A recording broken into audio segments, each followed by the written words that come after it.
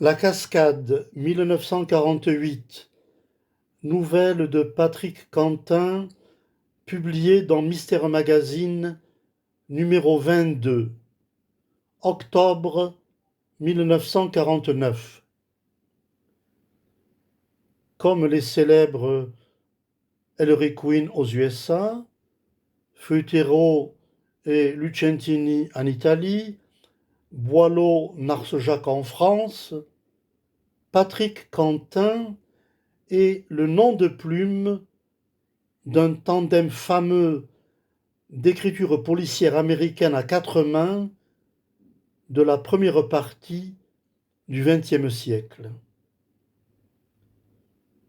Dans la composition narrative, aussi bien que dans le détail lexical de ce bref récit, Patrick Quentin multiplie les clins d'œil à la psychanalyse et à la mythologie grecque. L'un des personnages principaux, originaire d'Autriche, s'appelle Rank, comme le collaborateur de Freud, persécuté qui s'exila aux USA en 1930. Le prénom féminin Lotte suggère la puissance féminine. Et on y cite également Thétis, symbole mythique de la mère protectrice et de l'amour maternel. Notice du magazine Fiction. La Cascade est une nouvelle de classe et les lecteurs apprécieront certainement ce récit d'une intensité dramatique qui évoque la tragédie antique et qui s'inspire du complexe d'Œdipe. Cette nouvelle illustre de façon saisissante la thèse développée par Valéry lorsqu'il écrit « Nous savons assez mal de quoi nous sommes capables.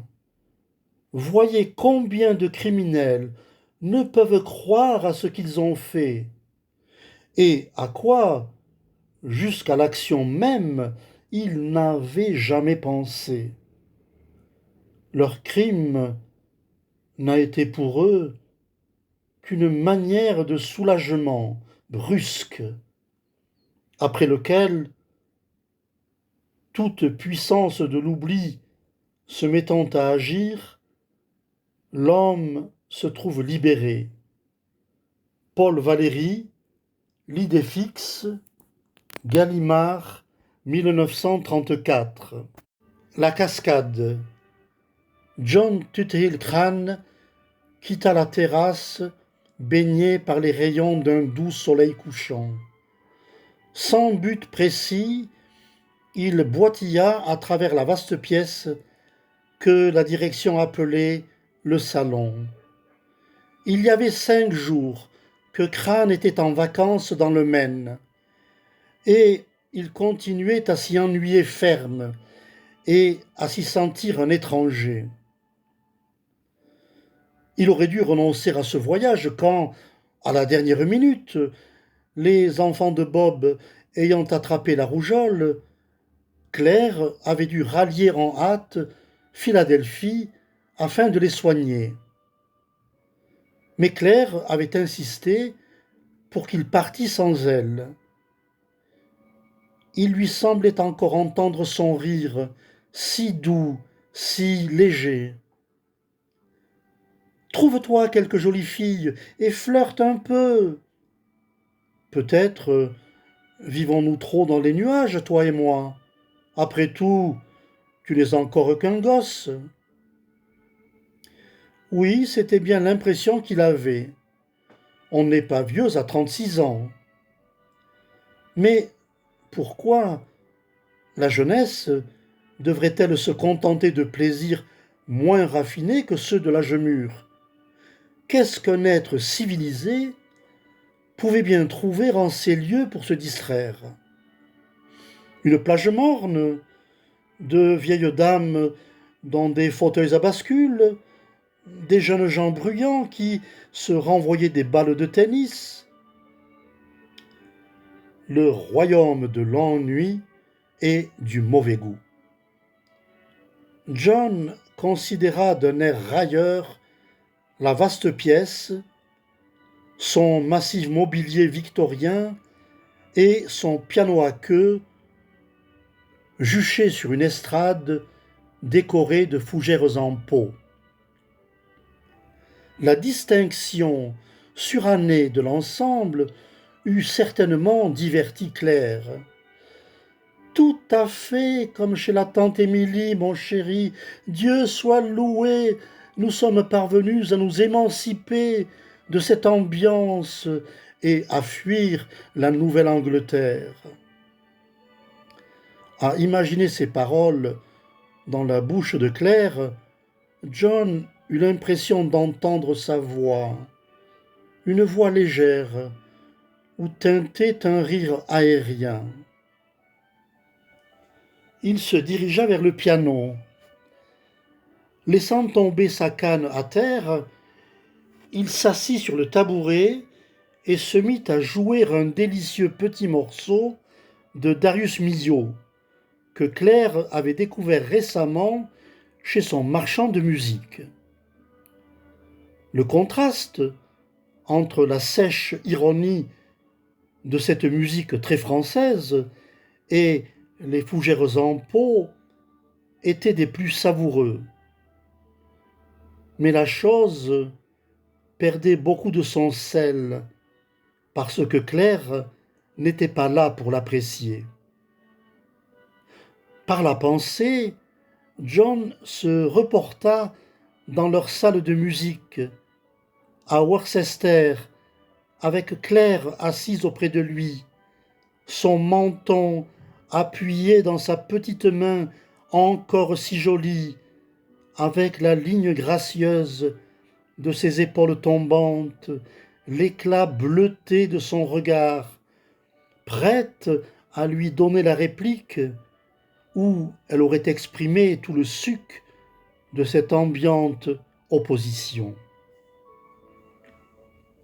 Et, comme il jouait, le fait de penser à Claire le fit ressembler à elle. C'était davantage une fugitive similitude d'expression qu'une véritable ressemblance physique, car Mrs. Clare était menue et jolie comme une poupée de porcelaine, tandis que son fils était un grand beau garçon, malgré une légère tendance à l'embonpoint et à la calvitie, ce qui, du reste, parachevait à merveille l'air byronien que lui conférait sa claudication. Mais il n'en ressemblait pas moins à sa mère, même si cette ressemblance demeurait cachée en lui et n'apparaissait que de temps à autre dans son regard de poète ou dans un sourire de sa bouche sensible. John Tuthill-Crane acheva la petite pièce de Milhaud et attaqua la sonate de Prokofiev, la préférée de Claire. Elle admirait particulièrement l'interprétation qu'il en donnait et lui-même en était assez satisfait. « S'il vous plaît » fit soudain une voix derrière lui. Il y avait une certaine impatience dans le ton qui le surprit autant que cette présence insoupçonnée de lui. Il s'interrompit au milieu d'une mesure et pivota sur son tabouret. Une jeune fille qu'il ne connaissait pas se tenait sur l'estrade. Elle avait une blouse tyrolienne brodée de couleurs vives qui laissait nus ses bras ronds et le carré de son décolleté bronzé. Ses cheveux noirs tombaient librement autour d'un visage peu banal, dont les yeux sombres, presque orientaux, le regardaient avec une intensité déconcertante. « Pourquoi jouez-vous Prokofiev comme le ferait une vieille femme » demanda-t-elle avec un léger accent. Cette question, posée à brûle-pourpoint, démonta John Tuthill-Crane. Le petit cercle d'amis qui, à Rochester, considérait les jeudis musicaux de Claire comme la manifestation la plus artistique de la semaine, ne l'avait pas habitué à la critique. Machinalement, il s'était levé et la jeune fille s'en vint prendre place au piano. « Je suis une femme, je ne puis rien changer à cela, mais elle se mit à jouer. Et la même sonate de Prokofiev parut fort différente. Il y avait maintenant en elle une netteté, une virilité, une sorte de brutale candeur. Après quelques pages, l'étrangère s'arrêta et fit faire demi-tour au tabouret.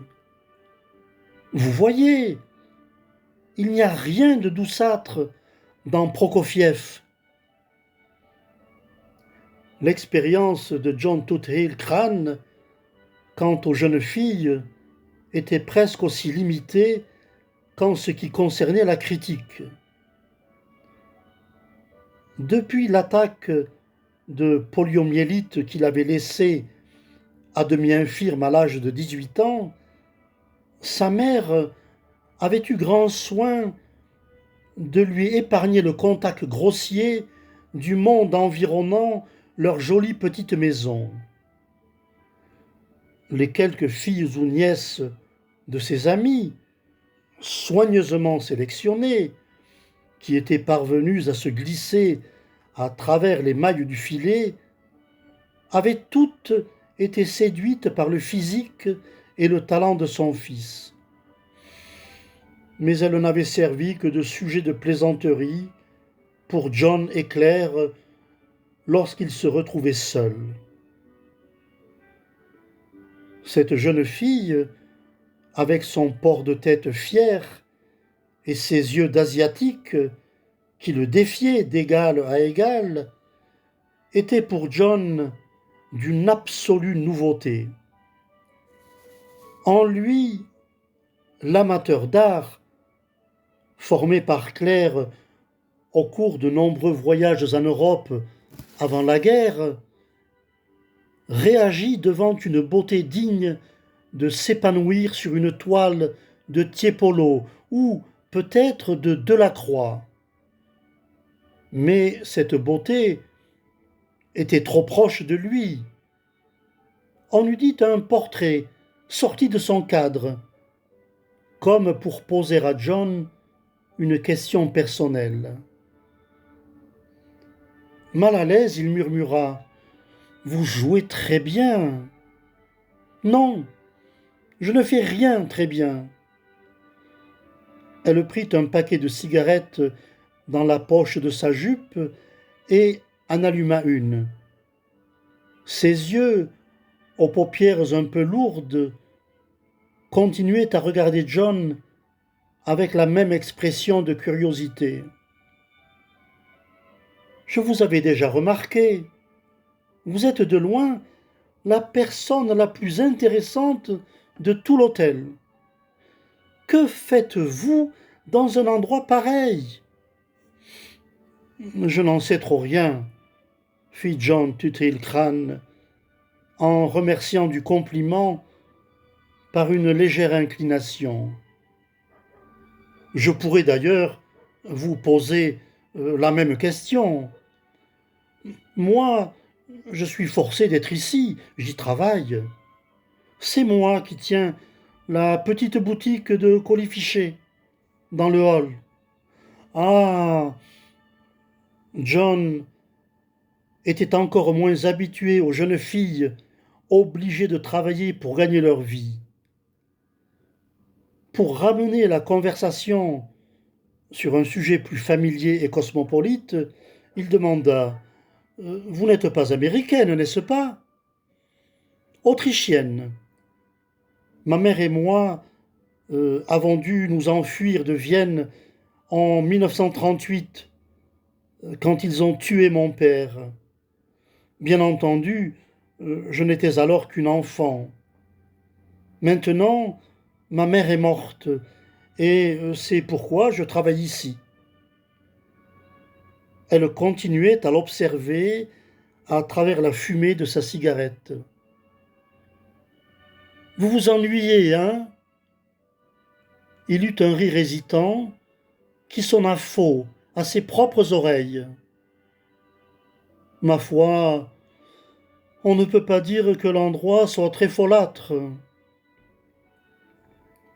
C'est parce que vous faites ce que tout le monde fait. Vous allez sur la plage, cette morne, morne plage, et vous vous prélassez sur la terrasse. Vous devriez excursionner vers l'intérieur, aller en montagne. Personne n'y va jamais. Tenez, il y a une cascade. Est-ce que vous la connaissez? Un grand rideau liquide bordé de fougères dentelées. C'est merveilleux. On se croirait dans les Dolomites. Ou plutôt non, en Norvège. On dirait une de ces illustrations que l'on trouve dans les livres de Hans Christian Andersen. Il se souvint des gravures illustrant le recueil de contes d'Andersen que lui lisait Claire quand il était enfant. Des paysages féeriques sur lesquels se détachaient, énigmatiques, quelques ondines échappées des eaux sombres ou quelques reines mystérieuses et fatales. Il revint soudain à la réalité. « Je vous y conduirai, disait-elle. La nuit, c'est merveilleux.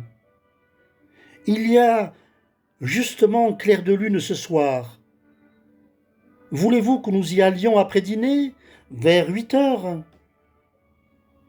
Chaque soir, à 8h30, Claire lui téléphonait de Philadelphie. C'était le seul moment de la journée qu'il attendit avec impatience. Pour quelque étrange raison, il ne désirait pas que la jeune fille fût au courant de cela. Comme il hésitait, elle regarda sa canne et dit « Ça n'est pas très escarpé, je ne pense pas. » John Tuthill-Crane rougit. « Merci, je ne suis pas un invalide. » Jamais ses amis ne faisaient allusion à sa claudication. Mais la jeune fille ne fut nullement embarrassée par cette nuance de reproche. « Alors, c'est entendu, à 8 heures? Je suis navré, mais j'attends un coup de téléphone très important vers 8h30. Alors, plus tard, voulez-vous 10 heures? Elle se leva du tabouret, souriante, et ce sourire provoqua en John un frisson, ainsi que le contact d'un doigt glacé. « Quel est le numéro de votre chambre ?» Au fond de lui, une petite voix cria « Ne le lui dis pas !» Ridicule. Comme s'il pouvait y avoir une raison pour que John ne profitât point d'une délicieuse promenade au clair de lune jusqu'à un site enchanteur. « 38, fit-il. Je passerai vous prendre. Au fait, mon nom est Lotte Rank. » Elle sourit de nouveau et quitta le salon son ample jupe gonflée autour de ses jambes dorées par le soleil. Claire semblait être à côté de lui. Trouve-toi quelque jolie fille. Quand elle avait dit cela, il y avait de l'ironie dans sa voix. Bien entendu, elle n'en pensait pas un mot. C'était uniquement un de leurs mots de passe, petite plaisanterie subtile, une façon à eux de rappeler combien ils se suffisaient parfaitement tous les deux. John Tuthill Crane s'assit de nouveau au piano. Ses doigts accrochèrent alors qu'il essayait un peu de Debussy. Il n'avait plus envie de jouer. Elle le précédait sur le sentier montagneux. Elle était habillée de blanc et, au clair de lune, ses bras et ses jambes nues, émergeant de cette blancheur ombreuse, avaient des reflets bleutés. Les autres jeunes filles qu'il avait connues auraient bavardé, mi-nerveuses, mi-coquettes. L'hôte marchait en silence, et son silence semblait participer à cette magie de la nuit qui apportait à John Crane un sentiment d'euphorie inaccoutumé. Oubliant presque sa canne, il marchait derrière l'hôte. La vie paraissait avoir un sens nouveau, intense, capiteux et assez alarmant aussi. Sans cesser de monter, ils traversèrent une forêt parfumée de conifères aux obscures clartés. Insensiblement, le silence se gonfla d'un murmure qui, au fur et à mesure qu'ils avançaient, se mua en fracas. Un brusque détour du sentier fit apparaître à leurs yeux la cascade. Dans l'état d'esprit où il était, John trouva à ce spectacle une beauté qui n'appartenait pas à la terre. Ils s'immobilisèrent au bord d'un gouffre. Au-delà de la gorge et sur l'écran noir d'une falaise abrupte passait la cascade avant d'aller s'écraser en flots écumants sur des rocs ombreux loin au-dessous d'eux. Autour d'elle, des cascatelles translucides et légères comme de la mousseline luisaient au clair de lune. L'air avait une fraîcheur d'eau vaporisée. Debout devant lui, l'hôte se détachait sur la blancheur rapide de l'eau, belle et étrange, comme un personnage de légende. John chercha une image poétique. Thétis, une jeune sorcière norvégienne. La belle dame sans merci. Toujours sans parler, elle lui prit la main et l'attira sur un rocher plat, à l'extrême limite du gouffre. Des fougères frisées les environnaient, dont le feuillage délicat caressait les jambes de John Tuthill Crane. Sans même y prendre garde, il abandonna sa canne. Quand ils avaient quitté l'hôtel, John avait pensé « Comme Claire aimerait cela ». Mais, graduellement, à mesure qu'il s'élevait au flanc de la montagne, l'image de sa mère avait pâli au point de devenir semblable à un spectre. Et là, soudain, tandis que son cœur battait au rythme de la cascade, il pensa « Ceci est trop puissant, trop écrasant pour Claire. Elle serait perdue, loin de ses deux reins, de son service à thé style Reine Anne, de son ambiance. » C'était la première fois qu'il avait consciemment une pensée aussi hérétique à l'égard de sa mère, et néanmoins son énormité lui parut toute naturelle. L'hôte n'avait pas lâché sa main. Il entendit soudain sa voix douce au léger accent étranger, comme sertie dans le fracas de la cascade. « Qui vous a téléphoné ce soir? Votre femme? » ?»« Non, je ne suis pas mariée. »« Une jeune fille alors? » ?»« Non, ce n'était pas non plus une jeune fille. C'était ma mère. » Maintenant, il trouvait tout naturel de l'avouer. Votre mère? Pourquoi vous téléphone-t-elle? Vous avez quelqu'un de malade? Oh non, sans raison, c'est ainsi. Maman me téléphone tous les soirs à 8h30. Nous sommes très proches l'un de l'autre, très unis. Nous l'avons toujours été. Il éprouva un urgent besoin d'expliquer à l'hôte quelles étaient ses relations avec sa mère, comme s'il lui fallait se justifier. Toute sa réserve très Nouvelle-Angleterre, son indifférence soigneusement cultivée, semblèrent s'évaporer. Il se mit à lui parler des voyages en Europe qu'ils avaient commencé à faire dès qu'il avait été en état de se déplacer, du merveilleux sens artistique de Claire, qu'elle avait réussi à lui inculquer, de la vie délicieuse qu'elle avait édifiée pour eux deux, dans leur petit monde de tableaux, de livres et de musique. Et cependant, tandis qu'il parlait, ce qu'il évoquait ainsi ne lui semblait plus tout à fait tel. Le rideau liquide de la cascade, le clair de lune, la présence de l'hôte avaient fait de lui un autre homme, un homme pour qui la vie menée par lui jusqu'alors n'apparaissait plus comme le paradis auquel il avait cru, mais comme une cage. Pourquoi jouez-vous Prokofiev comme une vieille femme? Cette phrase, dont il se souvenait, était douloureuse, comme un coup de poignard à sa virilité nouvelle. Quand il eut fini, l'hôte se rapprocha encore davantage de lui. À la clarté de la lune, ses yeux étaient aussi sombres que les rocs humides. Votre mère doit être une femme tout à fait hors pair. Le sarcasme ne lui échappa point, mais il n'en fut pas choqué. Oh oui, tout à fait, et très riche aussi. Il fut surpris par la brutalité de la question.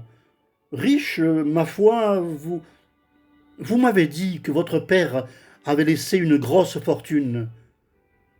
À vous ou à votre mère? À Claire, à ma mère, naturellement. C'est bien ce que je pensais. Elle eut un rire dur, amer. Pourquoi riez-vous? Elles ont besoin d'argent pour pouvoir agir ainsi. Oh, comme je les hais, ces mauvaises mères, ces mères sans entrailles qui dévorent leurs enfants. Brusquement, elle posa ses mains sur les bras de John. Il vit son doux visage, bistré, comme une fleur nocturne, se rapprocher du sien. Puis les lèvres de l'hôte trouvèrent les siennes, et il ne vit plus rien. Elle se serrait contre lui. Il sentait les battements de son cœur, et cela lui paraissait aussi étrange et merveilleux que le spectacle offert par la cascade. Il semblait à John que tout son être avait monté à ses lèvres, était passé sur les lèvres de l'hôte, et qu'il ne restait plus rien en lui pour défendre Claire. Les joues de l'hôte étaient humides de rosée. Il les embrassa avec fougue, et, comme il l'embrassait, il entendit sa voix chaude, très proche, lui murmurer: J'ai besoin de vous. Je suis si seul. Et vous avez besoin de moi. Vous avez besoin d'une femme avant qu'il soit trop tard. Ces mots n'avaient pour lui aucune signification. Il ne pensait qu'au souffle de l'hôte caressant sa joue. Soudain, elle s'écarta, laissant sa main nouée à la sienne. Venez, nous allons nous baigner. Il y a un sentier qui conduit en bas. L'eau est glacée, mais elle mousse comme du champagne. Elle se leva, lâcha sa main et l'ancien John Tuthill Crane tenta de retrouver son empire. Nous baigner, mais nous n'avons pas de maillot. Le rire de l'hôte monta, clair, tentant, inhumain, comme celui d'une naïade. Accrochez vos vêtements à une branche de noyer. Elle se pencha vers lui jusqu'à ce que ses cheveux noirs effleurassent sa joue. Venez! John se mit impétueusement sur pied et trébucha. Il dut chercher sa canne à tâtons. L'hôte disparaissait déjà dans l'ombre vers le sentier descendant dans l'abîme. John Tuthill Crane se hâta à sa poursuite, légèrement haletant. Le lendemain matin, John s'éveilla avec un sentiment de honte confinant à la panique.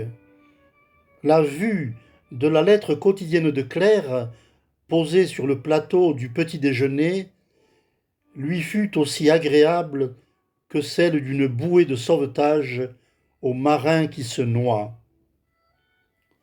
Avec avidité, il absorba sa ration quotidienne de remarques amusantes, de spirituels commérages et de chaude affection. Mais une sensation de culpabilité, de trahison, était en lui comme une barrière. Il évita la petite boutique du hall et passa toute la journée sur la plage à attendre avec fébrilité le coup de téléphone de Claire. Quand ce soir-là, il entendit enfin la voix enjouée de sa mère, ce fut comme s'il rentrait au logis après un périlleux voyage. Il eut de tels accents pour se plaindre de sa solitude qu'elle dit avec une gaieté attendrie: Mon pauvre bébé à moi, comme tu as l'air triste. Quelle idée ont eu ces malheureux gosses d'attraper une maladie aussi ridicule? Je pourrais rejoindre Philadelphie, suggéra-t-il impulsivement. Voyons, mon chéri, il faut être raisonnable. Tu sais que tu n'as jamais eu la rougeole, et ce n'est pas une maladie digne de notre Lord Byron. Claire raccrocha. Comme John faisait de même, on frappa à la porte, qui n'était que poussée, et l'hôte entra. Son regard alla du téléphone à John. Quand il la vit, il sentit ses genoux se dérober sous lui. Elle s'approcha sans mot dire et l'entoura de ses bras frais et doux. Johnny, toute la journée j'ai vécu dans un rêve à t'attendre. Ses lèvres se posèrent sur les siennes avec la certitude de leur pouvoir. À leur contact, John Tuthill Crane oublia le ridicule besoin qu'il avait de Claire. Il se sentit plus grand, plus fort. Rien ne lui parut plus impossible. Nous retournons à la cascade, Johnny? Oui, l'hôte. De très haut, il considéra avec mépris le pauvre petit célibataire qui venait de bavarder au téléphone avec sa mère. Il déposa un baiser sur les yeux ouverts de l'hôte et sentit ses longs cils frémir contre ses lèvres. À partir de ce soir-là, il ne l'appela plus en pensée que la belle dame sans merci. Non point que l'enchantement qu'elle exerçait sur lui fût néfaste, mais parce que cet enchantement était un pur délire. Chaque soir, ils allaient à la cascade. Parfois, il s'asseyait au bord du gouffre dans un ravissement silencieux. D'autres fois, à regret, l'hôte parlait de la vie pénible, amère, solitaire qu'elle avait menée avant de le rencontrer. Pendant la journée, lorsque l'hôte pouvait quitter son travail, ils allaient faire du cheval ou nager dans la mer. Claire avait toujours soigneusement entretenu son complexe d'infirme. Avec l'hôte, il se découvrait capable d'exercice et de sport. L'hôte avait un phonographe dans sa petite chambre et il leur arrivait de passer des après-midi assis côte à côte à écouter Wanda Landowska jouer les variations de Goldberg ou le Pierrot lunaire de Schoenberg. Avec l'hôte, même la musique semblait chose nouvelle et merveilleuse. C'était comme si l'on avait purgé ses veines d'un poison dont il n'avait pas soupçonné la présence. Et chaque jour, il se rendait plus nettement compte de la stérile perversité de la vie qu'il avait précédemment menée avec Claire. Bien que l'hôte n'eût jamais plus mentionné le nom de sa mère, il repensait à Claire avec un esprit différent. Derrière le sourire de porcelaine, les caresses prodiguées, il découvrait la véritable femme qu'elle était, la mère sans entrailles qui avait essayé de dévorer son petit, l'ennemi. Voilà ce qu'elle avait toujours été, l'ennemi. Mais un Dieu sait quoi, couardise ou vestige de loyauté, le faisait continuer d'écrire chaque jour à sa mère et se trouver ponctuellement à 8h30 dans sa chambre pour attendre son coup de téléphone.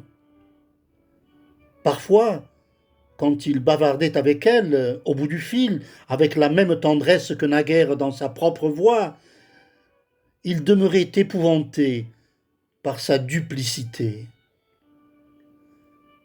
Mais quand il se retrouvait avec l'hôte, plus rien ne semblait importer. L'hôte avait faim de lui. Il y avait en elle une force, une flamme qui le consumait presque. Son âme et son corps atteignaient à des sommets dont il n'avait pas même rêvé l'existence avant de la rencontrer. Parfois, il se rendait compte qu'il était d'une nature trop fragile pour résister à un tel paroxysme.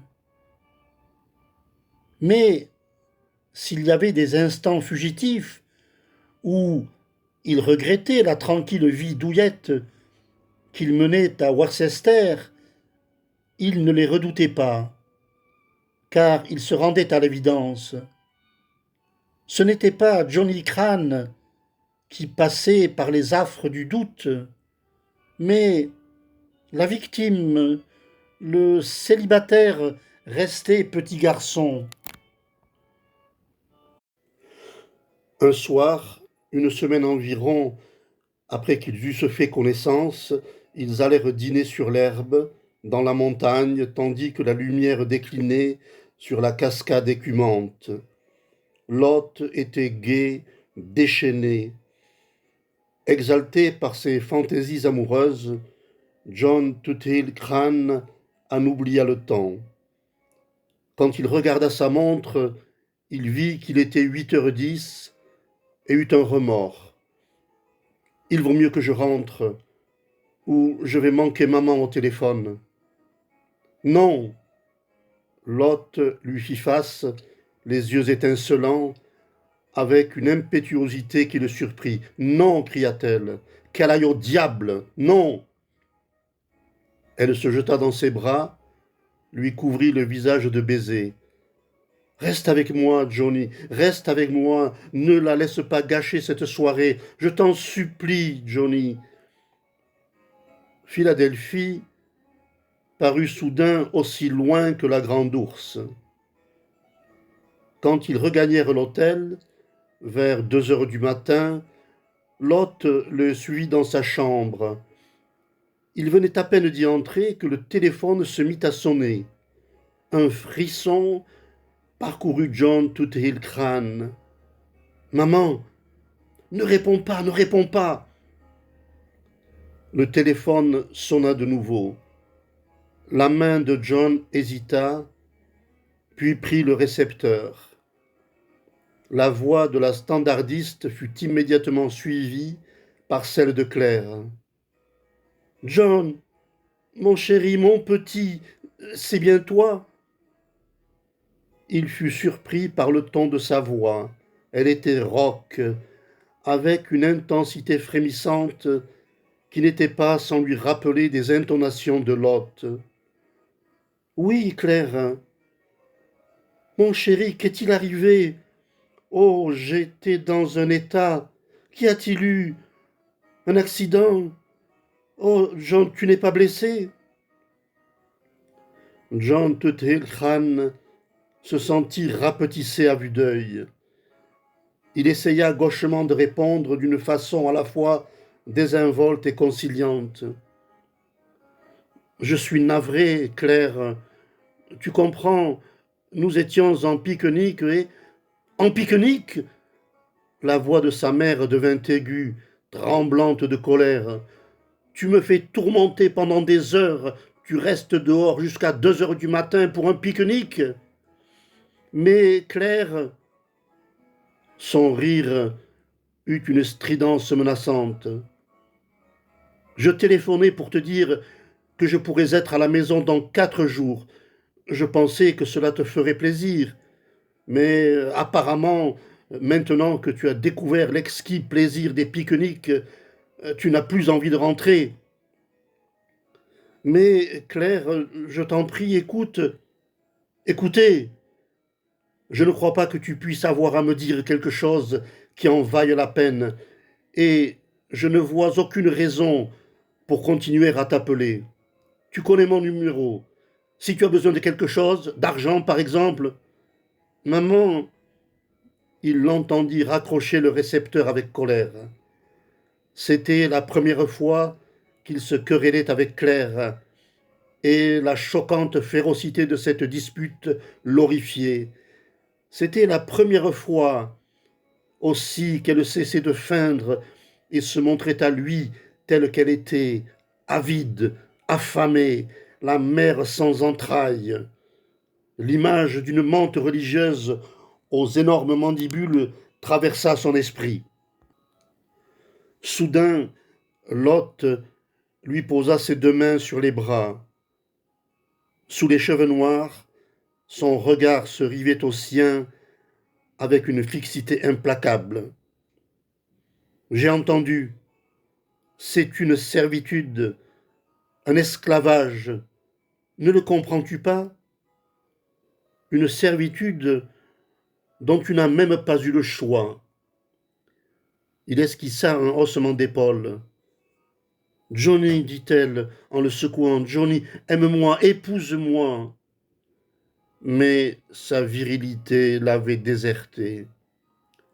Avec une atroce lucidité, il se voyait maintenant tel qu'il était vraiment. On ne peut pas balayer le passé du jour au lendemain. Il avait 36 ans. Il n'y avait que Claire pour l'appeler encore petit. Pendant 36 ans, le poison avait fait son œuvre. Ce n'était pas seulement de corps qu'il était infirme. Elle ne me laissera jamais, murmura-t-il.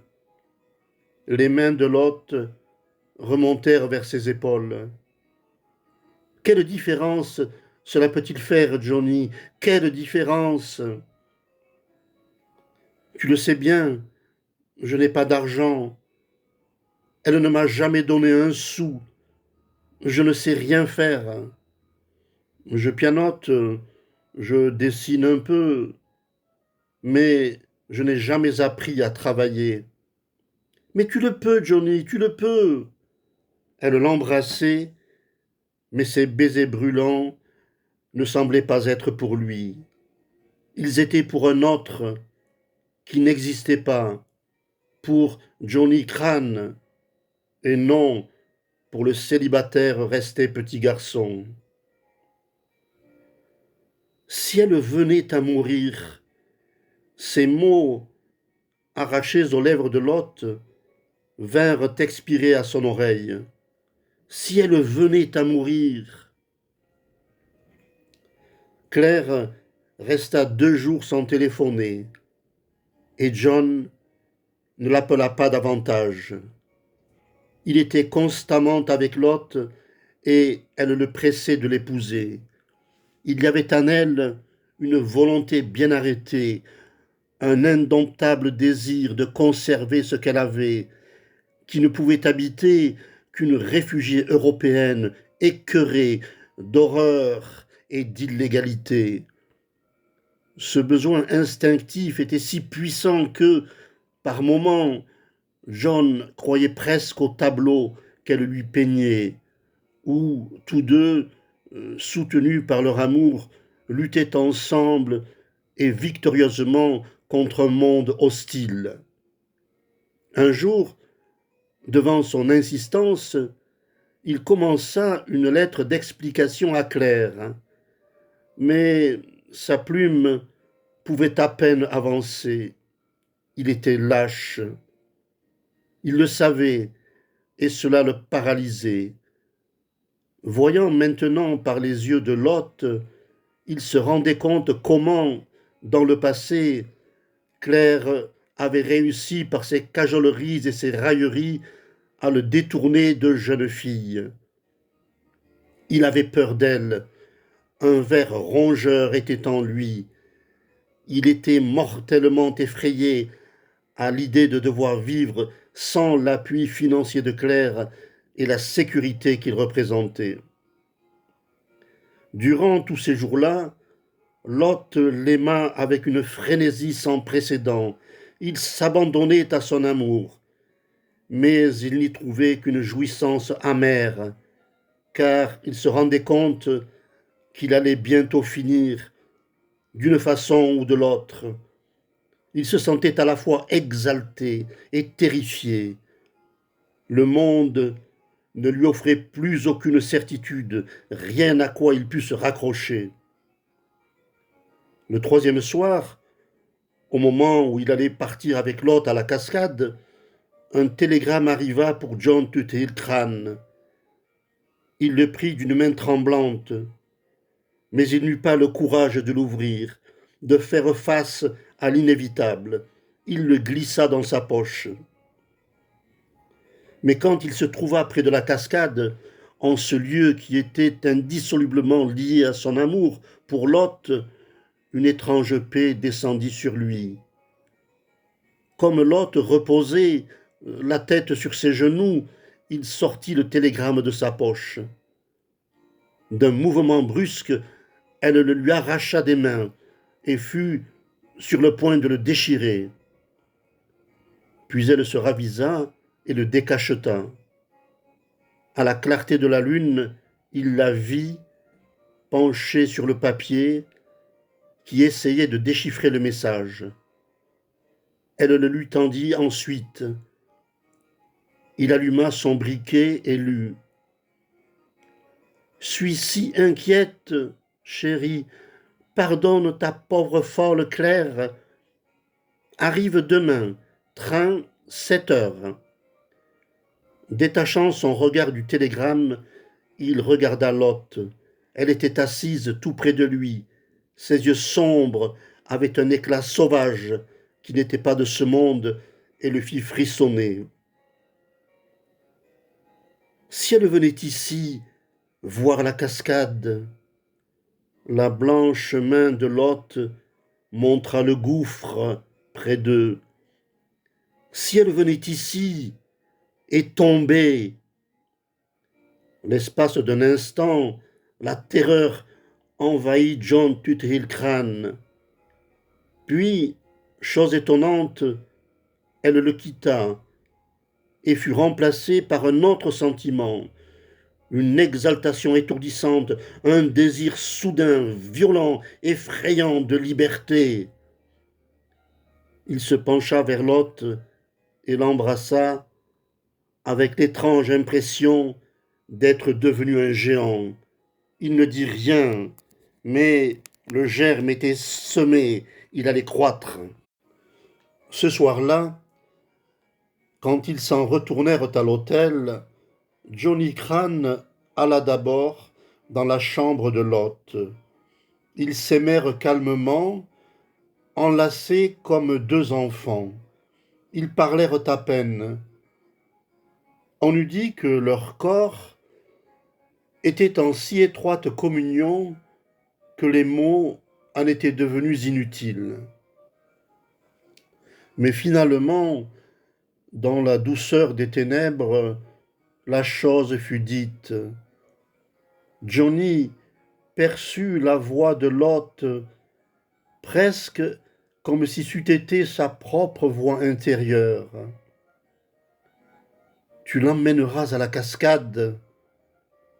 Je serai là pour servir de témoin. Ou, si tu veux, tu seras le témoin. Et moi,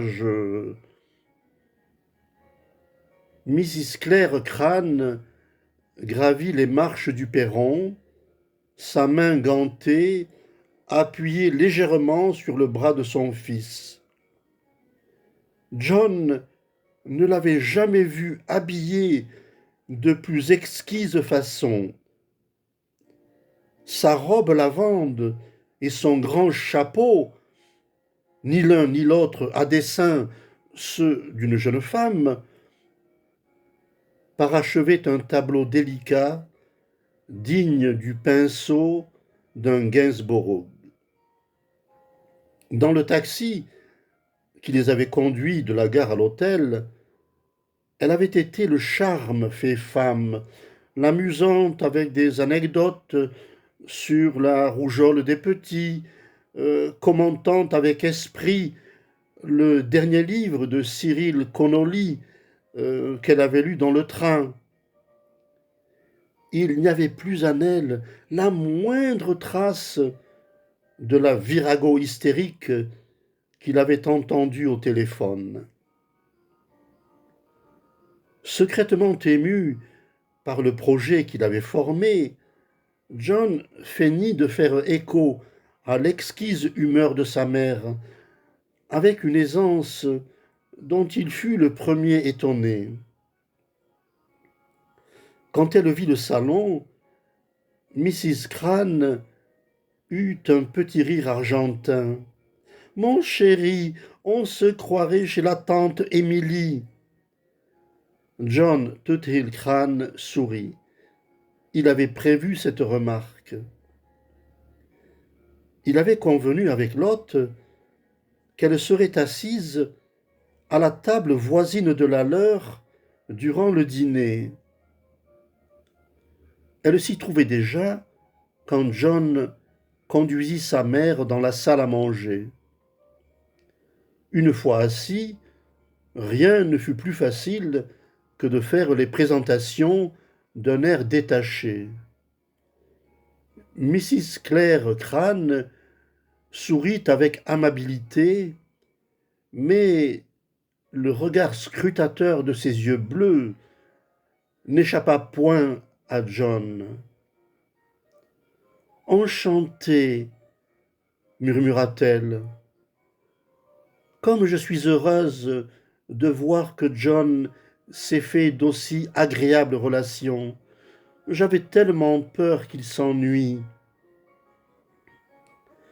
Depuis un voyage qu'elle avait fait en Espagne avant la guerre, Claire avait adopté l'habitude espagnole de faire une petite promenade digestive après les repas. Il n'y eut aucune difficulté à amener la conversation sur la cascade. Comme convenu, ce fut Lot qui suggéra: Vous devriez emmener votre mère la voir au clair de lune, Johnny. Une cascade au clair de lune? Mais ce doit être délicieux! S'exclama Mrs. Crane en posant sa main sur celle de son fils.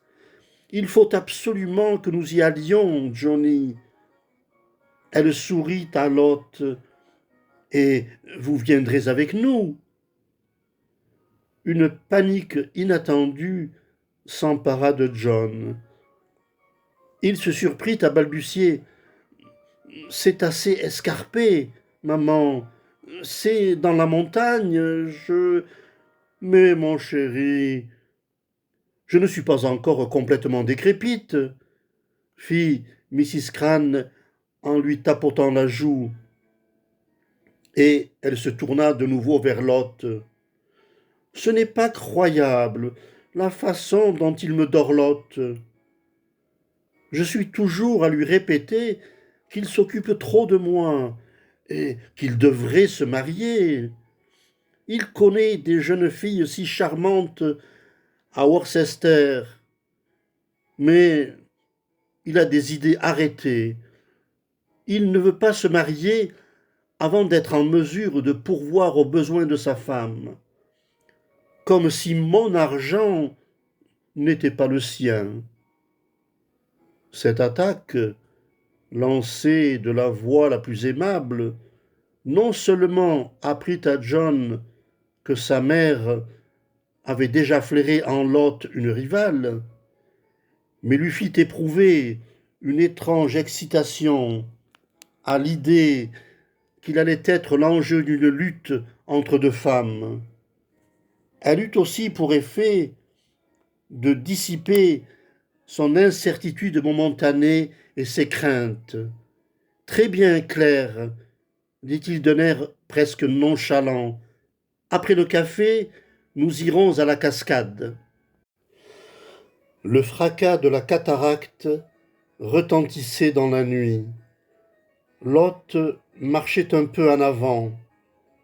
Mrs. Crane gardait une main posée sur le bras de son fils, mais il avait l'impression que c'était elle qui le soutenait plutôt que le contraire. Pour la première fois depuis plusieurs jours, son infirmité lui revenait à l'esprit. Ils arrivèrent au coude du sentier et la cascade apparut devant eux, écumante et tourbillonnante. Entre les fougères, Lot s'était avancé jusqu'à l'extrême bord du précipice. Mrs. Crane, lâchant le bras de John, battit des mains extasiée. Que c'est merveilleux! Son rire s'éteignit. Je suis sûre que c'est l'endroit que tu avais choisi pour tes petits pique-niques, John. Elle rejoignit Lot au bord du gouffre. John entendit sa voix teinter, comme une épée que l'on dégaine. Quel endroit délicieux pour y rêver! J'ai toujours pensé que l'été est la saison la plus propice à ces rêves que l'on fait tout éveillé. Pas vous? On noue de délicieuses relations éphémères comme des papillons. Elles étaient toutes deux au bord de l'abîme. C'était le moment.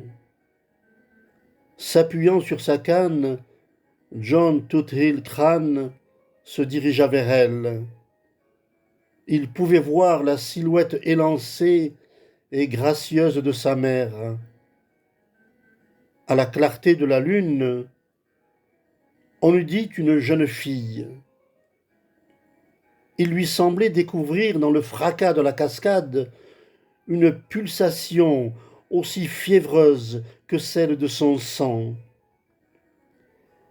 Avec une lucidité soudaine, il comprit tout ce qu'il était sur le point de perdre. Comme un noyé qui va mourir, il revit toute sa vie défiler devant ses yeux, tel un songe fabuleux et tentateur.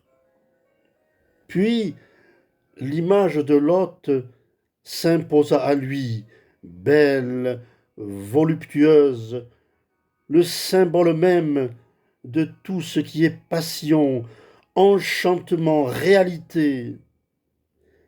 La belle dame sans merci. Il était maintenant si proche de sa mère qu'il pouvait sentir son parfum, violette de Parme. Cette fragrance familière semblait être l'essence même du délicieux petit semblant de vie qu'il avait mené à Worcester. Le désir désespéré de se libérer d'une servitude qu'il ne s'était pas choisie lui donna le courage nécessaire. Lâchant sa canne, il étendit les deux mains et poussa de toutes ses forces. Il y eut un cri aigu, ténu. L'espace d'un instant, il parut à John le seul bruit de tout l'univers. Puis le cri s'abolit dans le fracas de la cascade. John Tuthill-Crane s'assit sur son lit dans sa chambre d'hôtel. Il se sentait délicieusement calme. Maintenant que l'enquête était terminée et qu'un verdict de mort accidentelle avait été rendu, il semblait impossible à John qu'il ait pu y avoir tant de doutes et de peur en lui. Il était désormais débarrassé à jamais du poison mortel qui avait infecté son sang. Par son courage et sa claire vision des choses, il avait gagné la plus décisive bataille de sa vie. Il avait su voir ce qu'il voulait, et il l'avait eu. Il l'entendit lui parler, et cette voix faisait partie de la paix nouvelle qui était en lui. Pauvre chéri, cela a dû être une terrible épreuve pour toi, mais tu as été parfait à l'enquête. Oui, pensa John Tuthill-Crane, sans modestie, j'ai été vraiment parfait. Tu l'aimais, n'est-ce pas? Je croyais l'aimer, j'imagine. Je te ferai oublier tout cela, mon chéri, ne te tracasse pas. J'en suis sûr. Glisser ainsi, quel affreux accident! Mon chéri, ce n'est peut-être pas le moment de le dire, mais au fond, c'est aussi bien ainsi. Pour toi, hein, bien entendu. Aussi bien ainsi. Vous n'étiez pas fait pour vous entendre. Je l'ai immédiatement senti. Elle n'était pas une femme bien, une accapareuse aussi.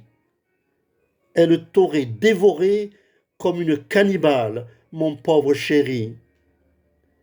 John Tuthill-Crane frémit au souvenir de ces exténuants accès de passion délirante, et il sourit à la seule femme qu'il eût jamais aimée. Oui, maman, dit-il.